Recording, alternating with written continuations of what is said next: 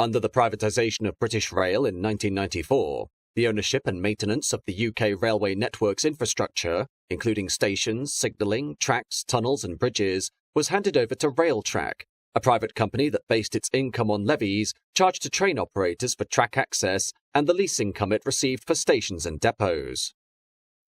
However, Railtrack's brief existence was one troubled by deadly accidents and high-profile scandal, creating a complicated and antagonistic relationship between the company, its customers and the regulator, compounded further by poor management and a lack of direction as to where the company was planning to invest, which resulted in the firm's ultimate collapse into administration.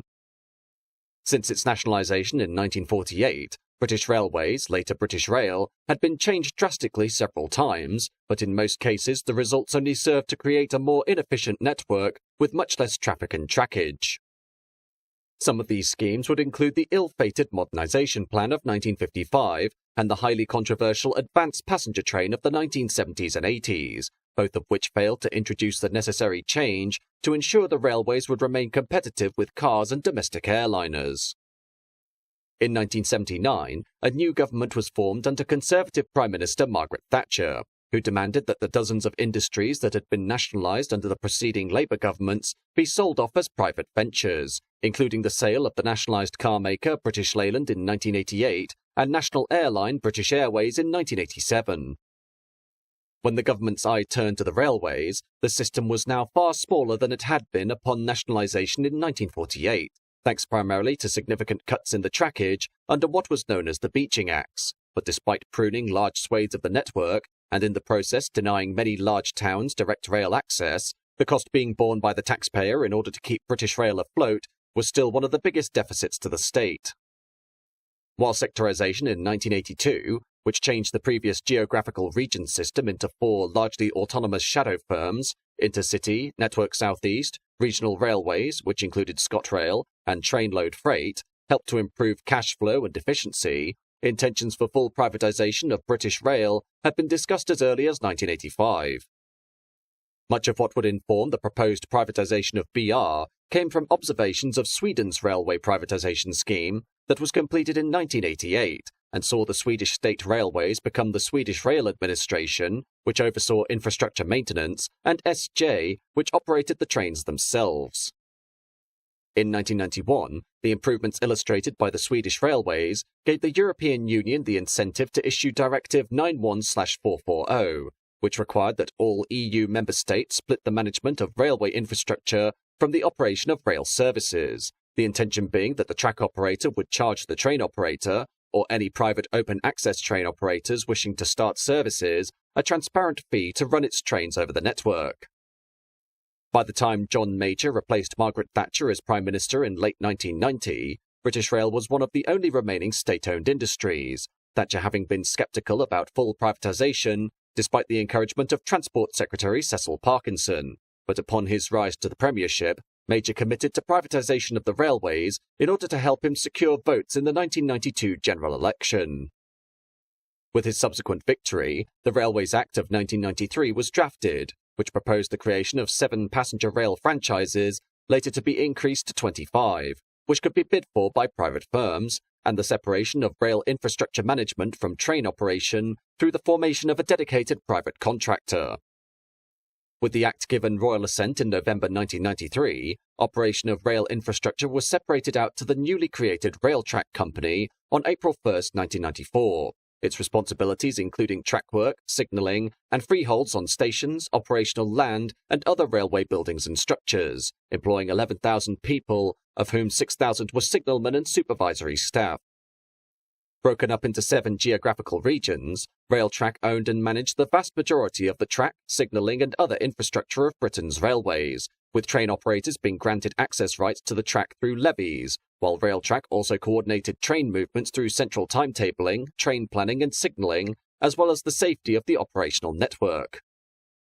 As the freeholder of passenger train stations and light maintenance depots, these were leased to the train operating companies, or TOCs, that either ran the most services through the station or made greatest use of the depot, with Railtrack retaining responsibility for operating the 14 large mainline stations that had potential for commercial trading or property development. The relationship between Railtrack, its customers, and principal suppliers was governed primarily by contractual agreements, the most complex of these being the track access agreements, the major station access agreements, the lease of stations, other than the 14 major stations owned directly by Railtrack, the light maintenance depots and other rail facilities, the maintenance and renewal contracts, the principal contracts with its customers, and the infrastructure maintenance units or IMUs and track renewal units or TRUs. These included performance regimens that provided financial incentives to the parties aimed at improving the punctuality and reliability of the services.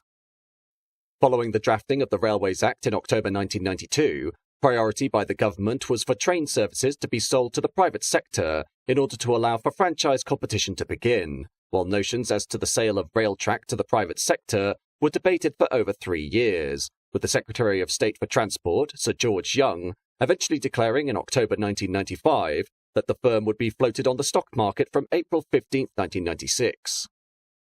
This, however, received backlash from the Labour Party, who demanded that the publicly owned firm should remain publicly accountable, though in the end, Railtrack was sold on May 20, 1996, at a price of 380 pence per share, that was paid in 2 phases comprising 190 pence paid on successful application and 190 pence to be paid by June 3, 1997. With the government offering the company up for sale at £434.8 million, total gross proceeds from the UK public order and international offers were expected to generate approximately £1.67 billion, of which £849 million was expected to be received in the 1996 financial year alone.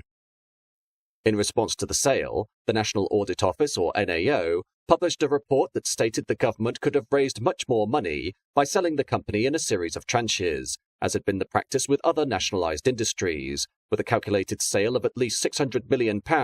if the government had proceeded with a phased sale and retained 20% of the shares, or £1.5 billion if the government had retained 40% of the shares, the deal being regarded overall as a poor value for money.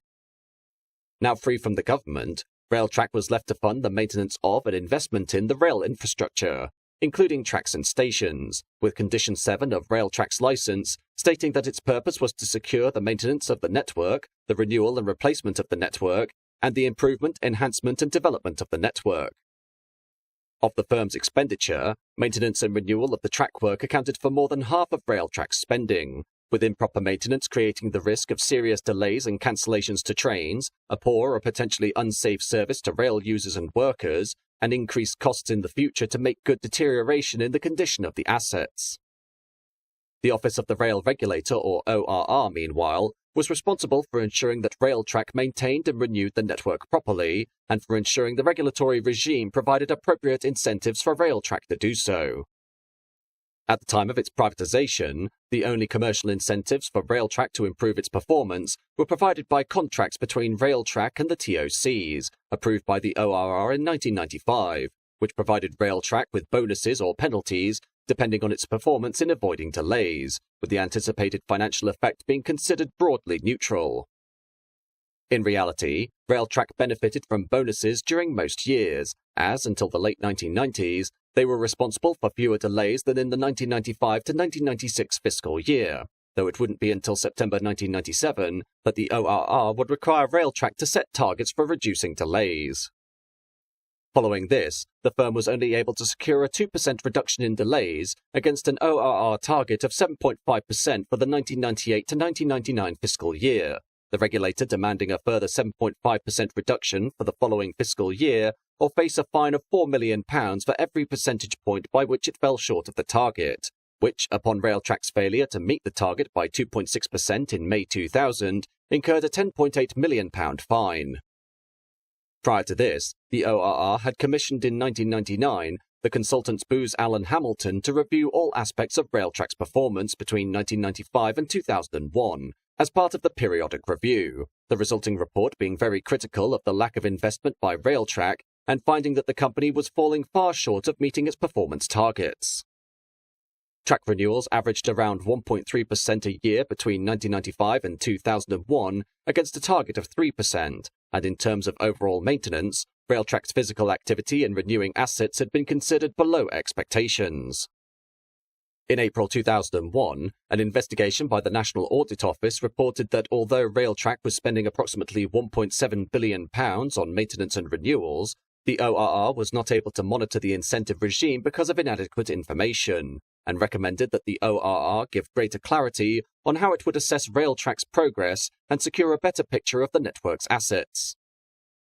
It was thus concluded that passengers were suffering unacceptable delays as a result of poor maintenance, but also pointing out the deficiencies in Railtrack's license, which contained serious shortcomings because of the haste in privatising the company, thus leading to poorer quality track, weak contracts between Railtrack and the train operators, and possibly unjustified performance.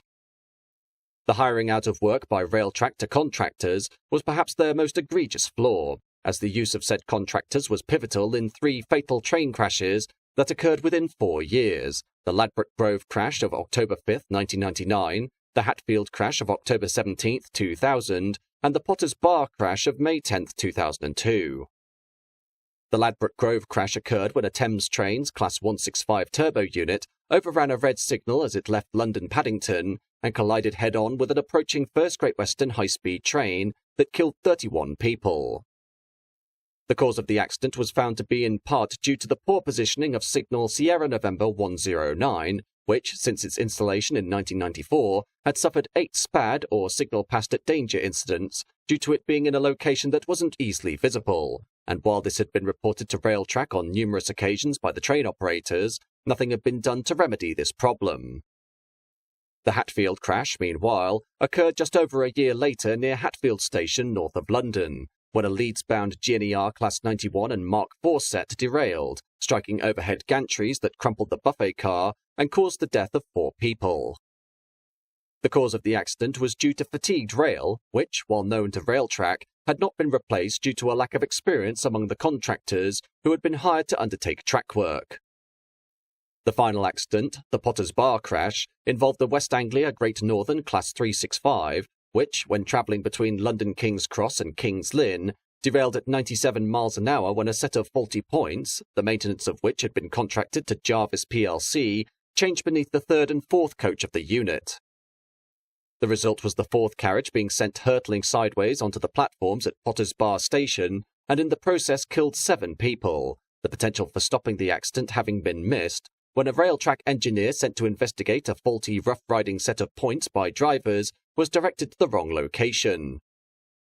In March 2001, following an investigation into the Hatfield and Ladbroke Grove crashes, it was revealed that Railtrack had an incredibly complex web of contractors across 25 areas of maintenance and renewals, including 7 primary contractors: Jarvis, Balfour Beatty, GTRM, Amy, AMEC, First Engineering and Serco, who themselves subcontracted work to other companies. These contractors were found to have left longer gaps between visual track checks, ordered inspections from moving trains and at night by spotlight, made less frequent changes of sleepers and points, cut down on track lubrication, failed to pass on asset information to Railtrack, and lost details as to the network they maintained when contracts were changed between companies. Most crucial of all was the pressure on Railtrack to cut costs, which led to the aforementioned concerns of low investment in network improvement and a dependency on dividing out work among dozens of contractors, who in turn used more subcontractors that often relied on employment agencies. In total, more than 2,000 registered railway infrastructure companies and 84,000 registered workers were on Railtrack's books by the end of 2001, while the number of permanent staff had nearly halved from 31,000 to 15,000. For the track gangs contracted out, much of the local knowledge of the network was lost, as they were redistributed to areas they weren't familiar with, amidst a growing lack of control over the staff and their work, including reports of subcontractors recruiting workers out of pubs to fill gaps on the night shift. Railtrack themselves would ultimately admit, much to the shock of the rail industry, that contractors were almost totally self-regulating, the company having fewer staff qualified to monitor contractors' work, while audits were based more on Railtrack ensuring the proper paperwork had been done, rather than the actual infrastructure work. In the wake of the Hatfield disaster and subsequent investigation, Railtrack undertook a review of the maintenance and renewal process, which led to the adoption of 10 strategic principles for asset stewardship in May 2001 that were designed to enable Railtrack to be contractually able to exert greater control over its infrastructure assets. By this point, though, the damage was already done, as in view of its continually mounting losses, the criminal investigations undertaken as to the Ladbroke Grove and Hatfield crashes, and with a lack of government funding support, Railtrack was declared insolvent in October 2001. This, however, had been predicted for some time, and since May 2001, Parliament had debated the potential renationalisation of Railtrack, initial costs to the taxpayer, comprising not only Railtrack's market capitalisation of around £2.5 billion at the current stock market valuation, but also the £4 billion of debt liabilities. None of these liabilities would buy additional rail investment, but instead would be used to settle and compensate with shareholders and funding the company's debt. While amid fears that the system would be paralysed with the railway infrastructure company now insolvent, normal service resumed, with Railtrack directors continuing to run the network, while the administrators, Ernst & Young LLP, organised the company's future. During this time, though, delays increased and cost-saving plans were postponed, while on February 12, 2002, civil engineer John Armitt replaced John Robinson and Steve Marshall as chief executive of Railtrack. As Railtrack's finances continue to be assessed by the administrator, a new non-profit firm called Network Rail was incorporated on March 22, 2002, and announced its bid for the assets of Railtrack 3 days later, with the proposal being for the government, through the Strategic Rail Authority, to provide a £300 million subsidy to Network Rail. Network Rail, meanwhile, agreed to pay £500 million for the Railtrack Group to be passed on to its investors, the sale and purchase agreement for the entire issued share capital being entered on June 27. This agreement also including the acquisition by Network Rail of the right to operate, manage and maintain the Channel Tunnel rail link between London and the tunnel portal at Dollond's Moor, and the concession to manage London St Pancras Station. On October 1, 2002, a High Court judge released Railtrack from administration, and 2 days later, Network Rail took over the running of the country's rail infrastructure, with up to £9 billion of bridge financing from commercial banks being used to fund its acquisition costs for Railtrack, to refinance Railtrack's existing debt, and to fund the immediate operation of the railway. Furthermore, an additional commercial financing of up to £7 billion was also provided for medium-term requirements that would cover operational expenditure, as well as substantial cost overruns inherited from Railtrack.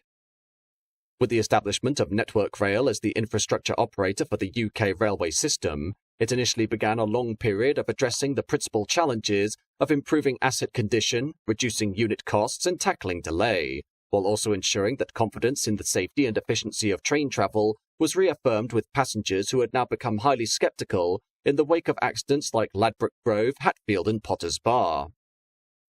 Since then, Network Rail has redefined the UK railway network, investing in large-scale projects and schemes that have helped to improve the efficiency, speed and operation of train services across Britain, with the new £38 billion rolling scheme of upgrades to the network now underway, which has included Crossrail, widespread electrification on the mainline routes and upgrading Thameslink.